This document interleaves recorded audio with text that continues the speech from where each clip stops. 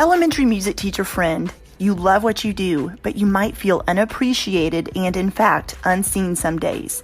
You may even feel like you're on a music teacher island and just want to connect with other music teachers who can relate to both your struggles and wins when it comes to teaching elementary music. I get you and understand completely the feelings you're having. That's why each and every week, the Elementary Music Teacher Podcast will provide you with solo and guest episodes that will help you realize you're not alone in your music teaching journey. Throughout each episode, my goal is for you to be able to walk away with actionable steps and ideas to help you feel like you're ready to take on the new week with whatever challenges may be thrown your way. Hi, I'm your host, Jessica Peresta, and I'm so glad you're here. Whether you're at home, in your car, in the shower, or wherever else you're listening, grab your cup of coffee or whatever other beverage is nearby and listen in to the Elementary Music Teacher Podcast. Welcome back to the Elementary Music Teacher Podcast. I am your host, Jessica Peresta. I am super excited to have you here today. And this topic that I am going to be discussing is something that I actually really enjoy. So going back to the name of my website, actually, I got asked this question the other day is, why did you choose to call your website The Domestic Musician? And there's a couple reasons, actually. One is because I am actually a pretty organized person. You could label me as a neat freak type A.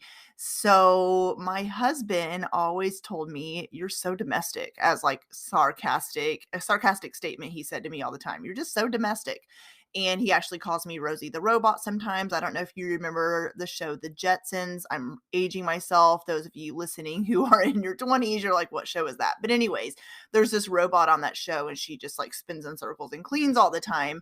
And that's kind of me. And now that I'm a mom, been a mom for a while now, he just always says you're domestic. And so I'm also a musician, obviously music teacher, musician, pianist. And so when I was thinking about naming my website, I'm like, it just kind of made sense to call it The Domestic Musician for myself, but also there's a double reason that it's called The Domestic Musician. My website is also called that because you as well, my goal in everything I do with my work, this podcast, my membership site, with my blog, all the things is to help you balance your work in your home life, your domestic life, and your musician life or your teacher life.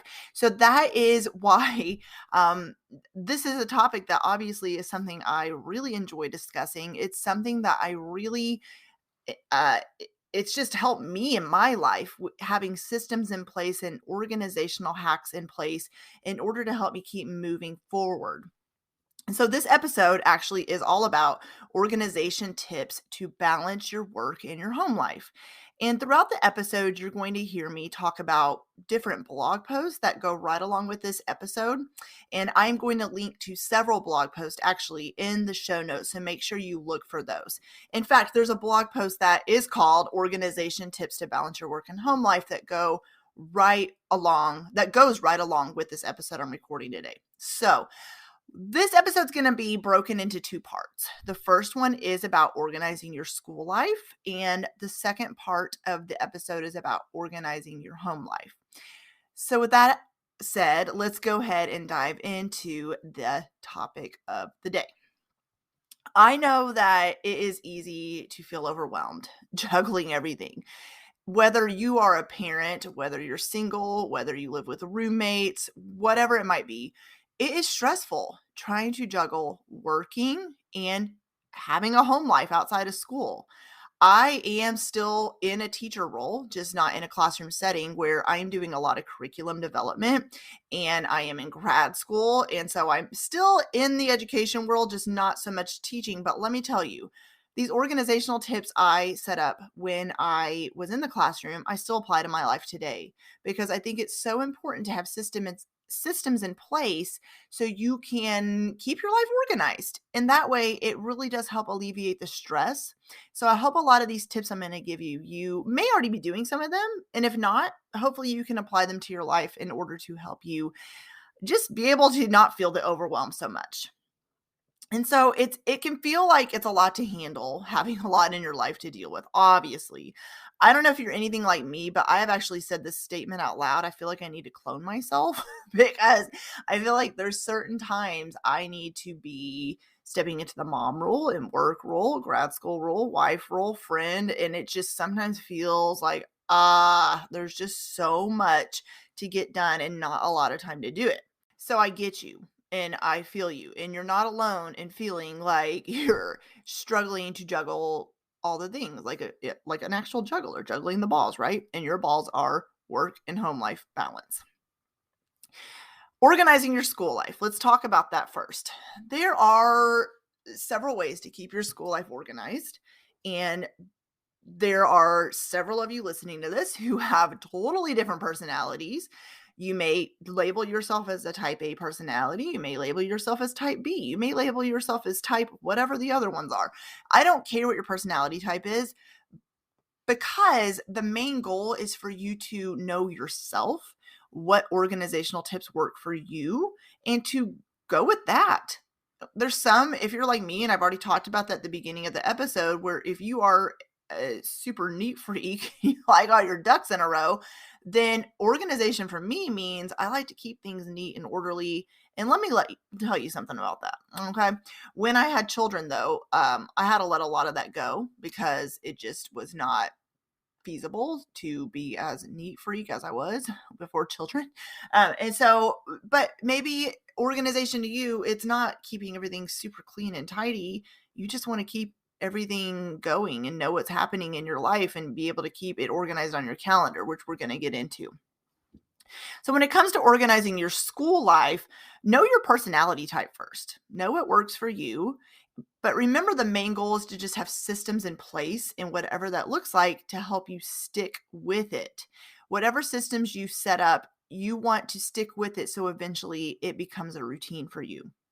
The first point about keeping your school life organized is to keep lesson planning simple. Now, I'm not going to do a whole episode about lesson planning. Look in the show notes where I've also linked to some podcast episodes where I talked about lesson planning. But the main thing I want to say is to just keep it simple for yourself. I do some one-on-one coaching with music teachers. I do in my membership site, we have coaching calls in there, and I'm mentoring some teachers in there, some new music teachers. And one thing that I hear come up a lot, a consistent theme, is it becomes overwhelming when there is so many things you're learning. Maybe you're saving posts to Instagram. Maybe you are receiving new ideas and lessons at a workshop, for example, or you hear another teacher share something, and eventually it all kind of piles up for you and becomes a little overwhelming. So the first thing I want to say about that is yes, it can be a good thing having great ideas and new ideas to implement, but it can keep you overwhelmed and cause you to feel stress when you're trying to constantly keep up and keep doing new things that come on. So I want to give you permission to keep it simple. And what that looks like for you is what it looks like for you. It's not going to look the same across the board. But what I do know this means is it could mean that you're teaching a similar or the same song to two different grade levels. I'm right now in the middle of planning a full virtual curriculum for a state and one of the US states and for music. And one thing that I do, even when I'm planning the virtual curriculum, one thing I did when I was in my classroom, one thing I do in my Harmony membership is sometimes I have the students sing the same song. But what you do is you will look at the standards and say, okay, but fifth grade also needs to do this. So I'm going to, with this song, add this part in. So it's okay to teach the same song. You don't need to plan 6 different songs across the board for K to fifth grade. It's okay to teach the same song to multiple grade levels and just vary up what you do to it a little bit. Another way you can keep lesson planning simple is to repeat programs from a previous school year. Maybe you're not doing them back to back, but maybe you're rotating programs every 3 years. It's okay. And even parents, I have 3 boys, and I can tell you, I saw two of my kids do the same program in 2nd grade, and I didn't go up to the music teacher and say, they already did this one. I didn't care. It's fine. Who cares? So you care more about it than others do, right? But keep it simple. Keep your rotation going. Make it simple for yourself to keep repeating what you're doing and make it that's a way to keep it organized. It's keeping it simple. Another idea to keep lesson planning simple is it's actually okay to use the same lesson plans year to year to year. You do not have to reinvent the wheel every year. You don't have to do that. It's okay to pull out lesson plans. Let's say it's the week of October the 1st, and you're looking at your lesson plans going, okay, what did I do last October 1st? But what you can do is pull those up, and we're going to talk about how to organize that in a minute. Pull those lesson plans up and say, what did I like about this? What do I want to do instead? Is there a different song or activity I would like to do here? And then that way you're not reinventing the wheel, but you can adjust and modify a little bit based on where you're at this school year. You will maybe sometimes get burnt out from teaching the same things over and over, but save those lesson plans. Don't just go, okay, well, that school year's done. I'm going to be done with this whole lesson planning. No, use them again. Look at ways you can use them. And so look in the show notes. In this blog post that I wrote this week to go along with this episode, am linking to all these different blog posts as well. But I want you to look in the show notes because I'm linking to different blog posts that'll help you as well as and also podcast episodes. But in the tips on lesson planning for music teachers, I talk about a lot of what I'm saying right now is do what's called backwards planning, where you look at the standards first. What are you teaching? It could be by 9 weeks, it could be by each week. And then you're going to slowly plan objectives. And then you're going to lesson plan the content and then figure out how you're going to teach that content and assess. So that is part of lesson planning, is to keep it simple by saving the lesson plans from the school year before, by repeating things. It's okay to repeat stuff. And then to look at the bigger picture first, your scope and sequence, then plan backwards. And maybe this is something that's a new concept to you where you're like, what do you mean? I'm used to just pulling out a lesson plan and saying, I want to teach this week. It kind of sort of covers the objectives I'm wanting to cover, but I'm not sure if it does. But when you look at planning long term, you go backwards, which is a little bit different. But what you do is you look at your scope and sequence, you look at what objectives you're wanting to teach, then you say, what do I want to do to teach those particular standards with my students? That is actually, it's something that takes some work up front to do, but once you do it, it really does help you in the long run because then you're able to simplify your planning because you already know what you're covering with your students and how you're wanting to teach them. If that is totally confusing, what I just said, because I know that's a lot and I'm not going to go deep into that in this podcast episode, like I said, look for the links in the show notes where I link to some podcast episodes and blog posts that will help you with deconstructing music standards and tips on lesson planning and how to backwards plan. Another way to keep your school life organized, besides keeping lesson planning simple, is to have folders and systems. This is something that seems like it's obvious, right? But let me tell you the wrong way to do this. And I'm speaking from experience here. I can't tell you how many times I'm trying to find maybe a PDF I created, an image, uh, a lesson plan, whatever it might be. And I just maybe saved it to my computer.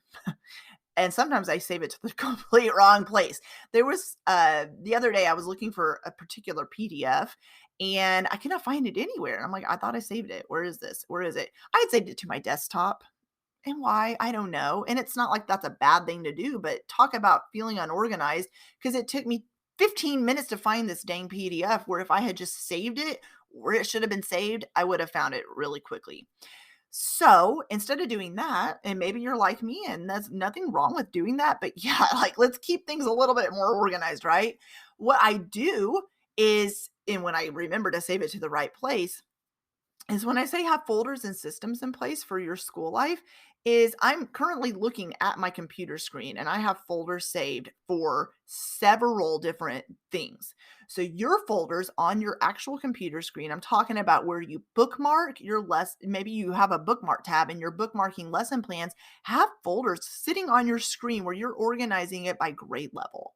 Where if you have a lesson idea, which I mentioned earlier, that you see online or you find on the internet or wherever, which is the same thing, wow, online and internet, but you know what I mean. Maybe you're saving that to a particular folder for grade level. Maybe you don't want to have it specifically K first, second, third, fourth, fifth. Maybe you just have a folder created for lower elementary or upper elementary. But here, we're going to go a little bit deeper. In those folders, you can have subfolders. So maybe you are labeling it lower elementary, and underneath that folder, have a subfolder that you have particular standards, going back to what I said in point number 1, where you are saying, let's say, for example, lower elementary, and you have a subfolder that says steady beat. That way, anytime you find a lesson idea for steady beat, you're going to save it right there in that folder. So when you're planning your lessons, and we talked about even going back to lessons from the previous school year, and you get to the section where you are teaching the standard of steady beat, and you say, I've taught this lesson a few times, and although this will be new to my students, I'm ready to change things up and do something new. You have that easily stored in a folder where you can reference it and go to it quickly to find what you're wanting. And you can look through there and look at the ideas you saved and say, this one would work. I'm going to use that. That is one way that really helps with your teacher life, is organizing your folders. Maybe you don't want to do it on your computer tab, for example, like your bookmarks tab. Maybe you save everything in a Google Drive. That's a great way to keep up with systems, organizing your teacher life as well. Is what you do is same thing. Have folders, have subfolders, and maybe it's all right there in your Google Drive. And what's great about Google Drive is you can store docs, Google Sheets, Google Jamboards, Google Slides, Google everything right there in those folders and subfolders where you keep everything right there organized. You can also have folders not just per grade level and for standard, but for your teacher life.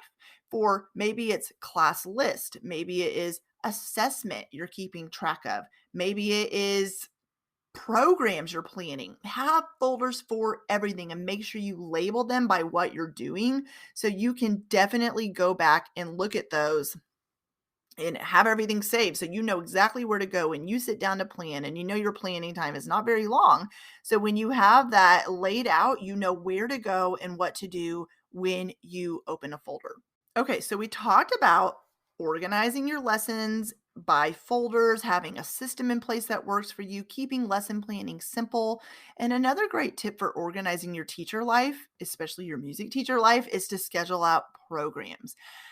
Programs is something that everybody does them differently, and we're not going to get into the different types of programs and performances you can do, but I do have a blog post linked in here for you to look at that, about 5 ways to put on a successful program. But what we're going to talk about here is to put it on your calendar. When I say schedule out your programs, one thing that works tremendously well, and this goes back to long-term planning, that goes right into planning your programs too, is the end of this school year. I want you to map out on the calendar next school year's programs, where you're looking at your calendar and you're saying, and maybe it's a tentative date. Maybe your district is like, we can't plan that out that far ahead of time. And your principal's like, we don't know what's happening next school year. But tentatively, maybe say, all right, I'm going to, with my second graders in November, we're going to do our program in November, and I'd like to do it week 1 or 2. Put that tentatively on your calendar, maybe put it in pencil so you can change it, or put it on your Google Calendar and you can just maybe put it in italics so you remind yourself that that's a tentative date. So what you're going to do is you're looking at next school year before the school year's up. At the very end of the school year, look at that. And the reason why you're doing this is so when you put the dates on the calendar, then you can backwards plan, going back to that scary word of backwards planning, right? But what you're going to be able to do is when you tentatively have the dates on the calendar, you sort of know what theme you're going to be doing. You've discussed it with your principal. They have approved it. They're like, yes, I'm in agreement with that. That sounds like a great program idea for this grade level or these combined grade levels, however you do it at your school. Then you'll be able to, over the summer, find the music you're needing for your program. You're going to be able to say, this is the theme. This is the music I want to do. I found this amazing program on Music K8 or wherever you find your programs, or I already have this music in my classroom that we're already going to be singing these songs and we're going to be implementing this into the program. Great. Plan that out. Plan what you're wanting to do, what music you want to do. Then I want you to, on your calendar, you're not just looking at the calendar to plan the date of your program, but you're going to say, if that's in November, what do I need to do in August, September, if your school starts in August, or if you start in September, what do I need to do in the months leading up to the program when I'm backwards planning to get this program ready? Don't wait until October for a November program and all of a sudden go, what do I need to do to get it ready? Plan as long term and long range as you can so you can stay organized. And then when it comes time to the program, you're going to feel a lot less stressed and more excited about it because you're not going to be frazzled and last minute trying to get everything done. The last idea, and of course, I could be here all day sharing organizing tips for your school life, but I wanted to share 4 things with you, and then we're going to switch gears and go into your home life. But have a plan for assessment. I mentioned assessing your students earlier, but when this is a big topic, right? Assessing your students, it's a big topic to talk about. And there's a lot that goes into it. There is informal and formal assessment. There's different requirements put on you from whatever school you work at, how you enter grades, what do you need to see your students doing when it comes to, are they understanding the standards and concepts you're teaching? But what I want to say is having a plan is the goal. You having a plan that works for you. And what this looks like for you will look different for everyone. And I know I say that all the time, but I really want to keep enforcing that and reinforcing that. I mean, so you can really get that in your head that it's okay to do things the way it works for you. But once you've looked at your standards each 9 weeks and I want you to brainstorm how you're going to assess those standards. It will be a mixture of informal and formal assessment. And this can be done by opening a Google Doc and brainstorming ideas for individual, partner, small group, and whole class. I can't say the word class. I almost said whole class instruction. So when we talked about those folders earlier, however you're saving folders, when you have already saved ideas for Steady Beat, I want you to, maybe in a Google Doc, have a section where it says assessment and then Steady Beat. How are you planning to assess your students for Steady Beat? Think of informal ideas and formal ideas where students can internalize Steady Beat, understand Steady Beat, where they're not just doing paper pencil. There's nothing wrong with that, but they're getting around, they're moving, they're experiencing it, they're having discussions about it, where they're understanding that concept. So put ideas down, and then when it comes time for you to plan lesson plans, you'll be able to look at your assessment ideas and go, oh, I'm going to do this because this will definitely be able to help me in assessing my students. And another idea for assessment is if it is a formal assessment, like let's say exit tickets, or if you are creating worksheets, then use a template. I can't tell you how many times on Canva, if you're not familiar with Canva, this is what I use for pretty much every graphic I create, worksheet I create, template I create.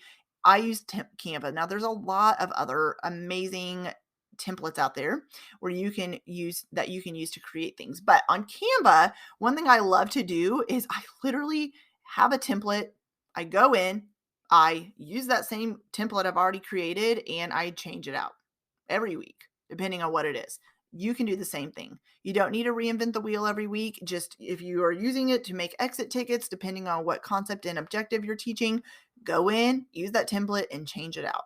Keep things simple, that keep things organized, and you will eventually find that you're able to, once your organizational ideas are in place, you're going to feel a lot less overwhelmed.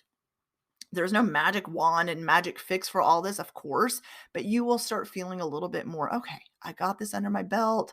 I am able to move forward in teaching, and I have some systems in place that are going to help me. Now, let's switch gears and talk about organizing your home life. What season of life you're in is going to play a part in how you organize your home life, obviously. But let me tell you, as an elementary music teacher, I taught when I was single and I lived in a house of roommates.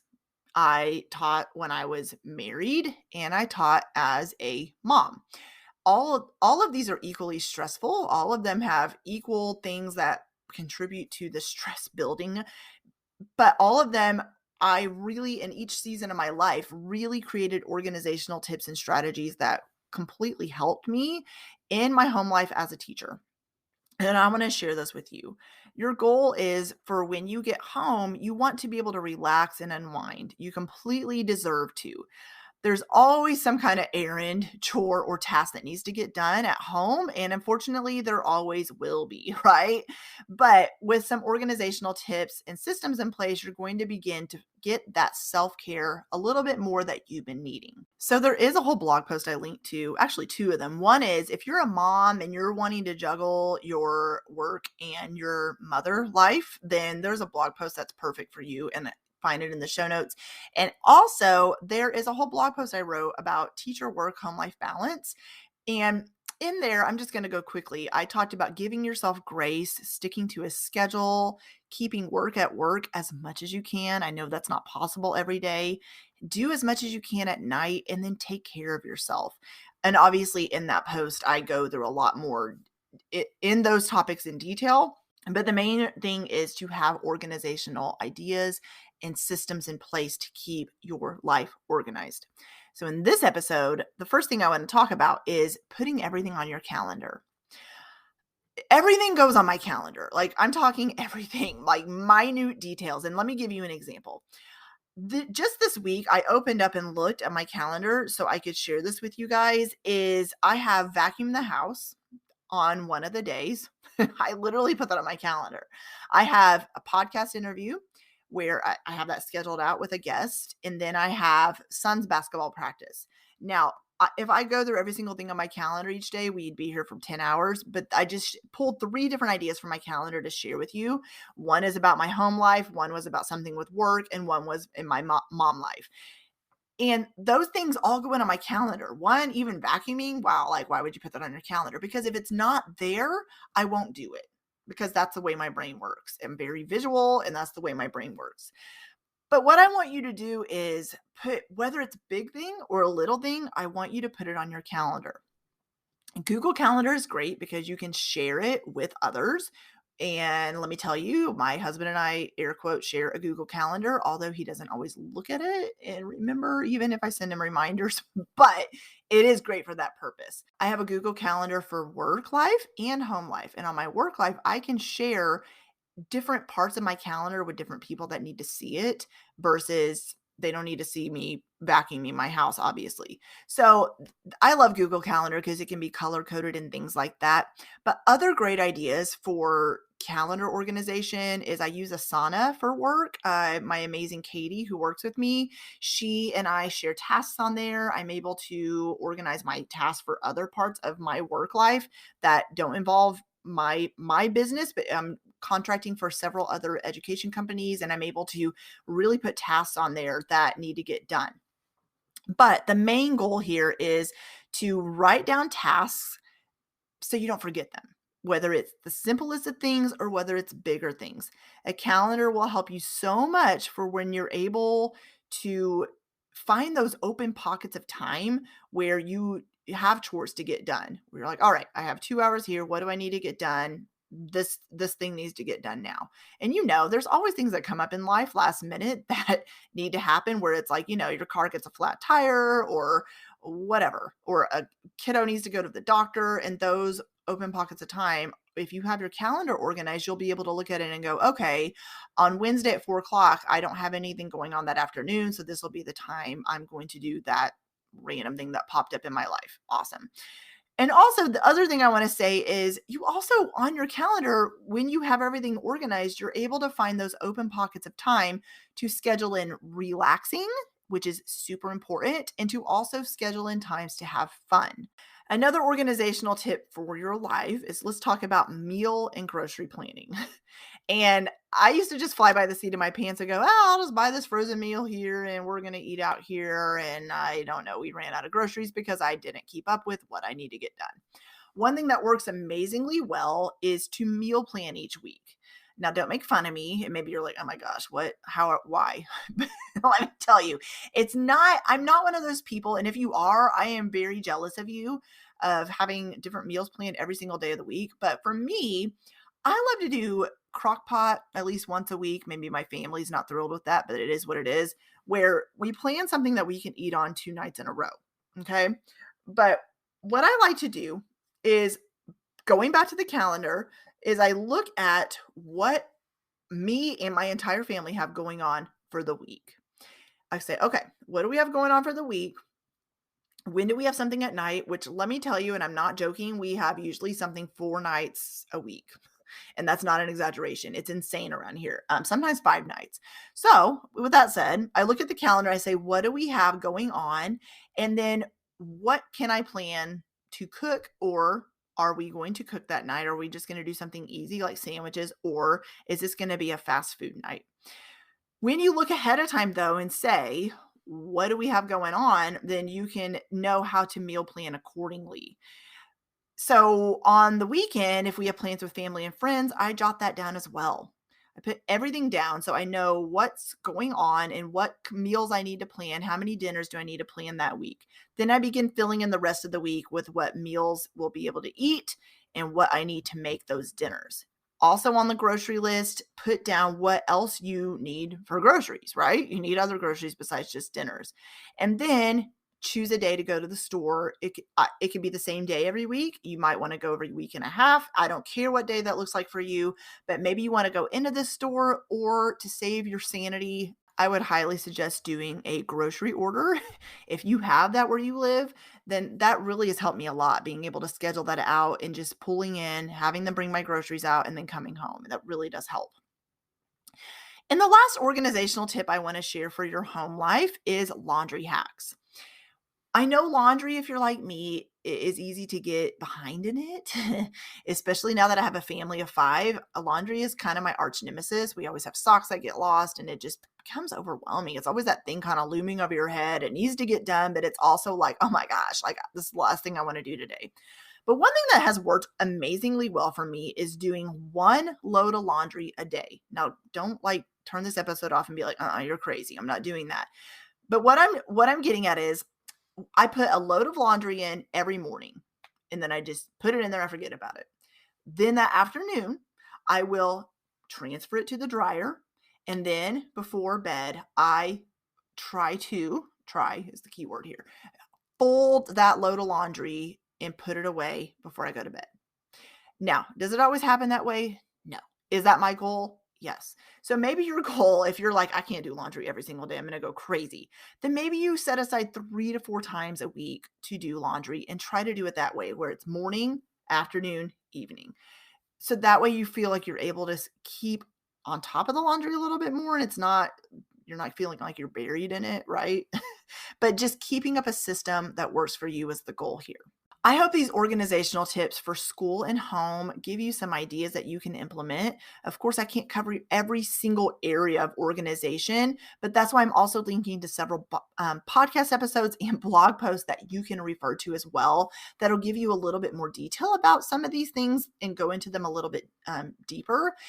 And I hope that this episode helped you, even if just a little bit, just giving you some ideas to help you organize your brain a little more and your life a little more, and to give you some systems that work for you. Have an amazing week, and I will see you soon. Well, hey there. Thank you so much for listening into the Elementary Music Teacher Podcast. There is an exclusive Facebook group just for listeners of this podcast and any elementary music teacher called the Elementary Music Teacher Community Facebook group. Come on over and join us there where we have conversations around the podcast episodes and encourage each other each and every week. And also head to my website, thedomesticmusician.com. I have some free resources there that you can download to help you gain traction in your classroom today, as well as the blog and the membership site and all kinds of other goodies to help you keep going in your music teaching journey. I cannot wait to keep connecting with you and encouraging you and spurring you on in your journey of teaching elementary music. Hang in there, have an amazing week, and I will see you soon.